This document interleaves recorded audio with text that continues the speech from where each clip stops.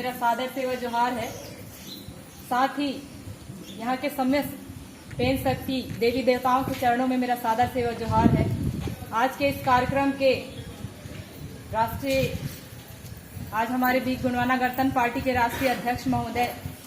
सम्माननीय तुलेश्वर सिंह मरकाम जी, उनके चरणों में मेरा सादर सेवा जोहार है। सम्माननीय राष्ट्रीय महासचिव महोदय जी के चरणों में मेरा सादर सेवा जोहार है। सम्माननीय राष्ट्रीय प्रवक्ता महोदय जी के चरणों में मेरा सादर सेवा जोहार है। साथ ही गोंडवाना गणतंत्र पार्टी के समस्त जो यहाँ पर पदाधिकारी हैं, कार्यकर्ता हैं और आप सभी गोंडवाना आंदोलन के जो सिपाही हैं, आप सभी के चरणों में मेरा सादर सेवा जोहार है। आज का ये जो कार्यक्रम है निश्चित रूप से सिलगेर मामले को लेकर है और हमारे पूर्व वक्ताओं ने अपनी बातों को यहाँ पर बहुत ही मजबूती से रखा है। मैं अपनी बातों को संक्षिप्त में रखने की कोशिश करूंगी, क्योंकि आज इस सभा में शामिल होने का यही मकसद था कि हम यहाँ आकर, खास तौर पे मैं चाहती थी कि मैं यहाँ आकर आप लोगों से कुछ सीखूं और जिस तरह से आप लोगों ने सिलगेर के मामले को और बस्तर क्षेत्र में होने वाले जितने भी अन्याय हैं उसके खिलाफ जो आवाज उठाया है, जो लड़ाइयाँ आप लोगों ने शुरू की है, उसके लिए मैं चाहती थी कि हम आकर यहाँ से कुछ सीख कर जाए। जैसा कि आप सभी जान रहे हैं कि हम लोगों से कहा जाता है कि आज़ादी के इतने साल के बाद बहुत कुछ अच्छा चल रहा है, लेकिन जो अनुसूचित क्षेत्र में रहने वाले लोग हैं, जो ग्रामीण जनजीवन में रहने वाले लोग हैं, क्या उनके लिए ये इस आज़ादी का कोई मतलब है? क्योंकि आज भी हम अपनी स्वास्थ्य, शिक्षा,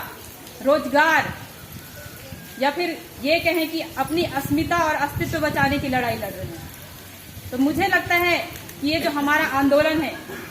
हमारे पेन दादा हीरा सिंह मरकाम जी जिन्होंने इस आंदोलन की शुरुआत की, उनका एक ही मकसद था कि ये लड़ाई किसी एक व्यक्ति या किसी विशेष समुदाय के खिलाफ नहीं है। ये लड़ाई उन पूंजीपतियों के खिलाफ है, सिस्टम में बैठे उन लोगों के खिलाफ है जिन लोगों ने चुनाव के नाम पर,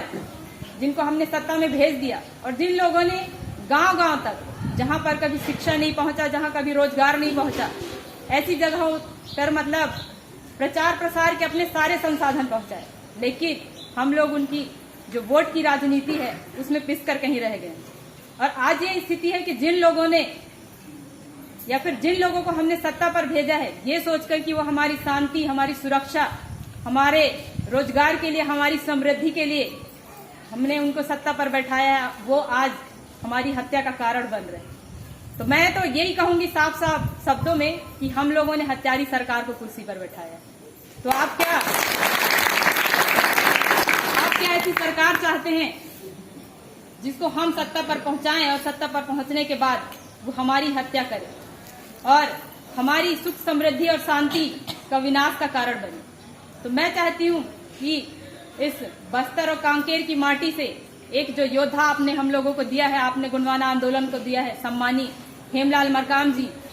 वो हमारे मरवाही क्षेत्र में गए हुए थे। उनकी ऊर्जा को देखकर हम लोग इतना प्रभावित हुए कि हम लोगों को लगा कि कांकेर में और बस्तर क्षेत्र में जाकर हम लोगों को और सीखने की जरूरत है, क्योंकि यहाँ के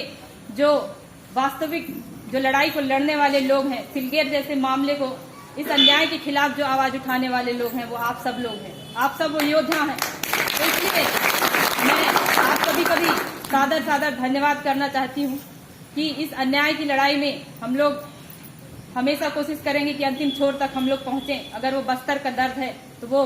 गौरेला, पेंड्रा, मरवाही से लेकर सरगुजा, अंबिकापुर, सूरजपुर तक वो दर्द पहुंचे और जब भी जरूरत पड़े हम उस लड़ाई में आप सभी का साथ देने के लिए यहाँ पर खड़े रहें।